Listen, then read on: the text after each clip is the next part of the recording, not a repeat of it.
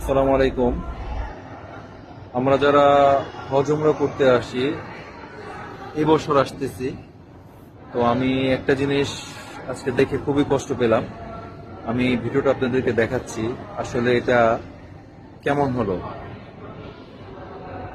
যে আসলে যে দেশের প্রধানরাই নষ্ট থাকে, আসলে ওইসব দেশে এমনই হওয়ার কথা। যেখানে হাজিদেরকে সম্মান দেওয়ার কথা, সব সুবিধা দেওয়ার কথা, সেখানে এখন কি হচ্ছে একটু খালি দেখবেন। ভিডিওটা আমি ছাড়বো, দেখবেন প্লিজ। আসসালামু আলাইকুম। আমরা যে এয়ারপোর্টে এসে ট্রলিগুলা নেই, এই যে ট্রলিগুলা, এই ট্রলিগুলা আমাদের বাংলাদেশে যে কোনো এয়ারপোর্টে ওয়ার্ল্ডের, তো কোনো দেশে এই টাকা লাগে না।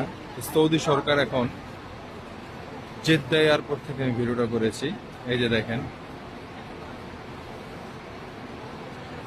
শুধু ট্রলি যে নেবেন সে নিতে হবে 3 রিয়াল দিয়ে, আর যে লেবার সহ ট্রলি নেবেন সে নিতে হবে 22 রিয়াল দিয়ে।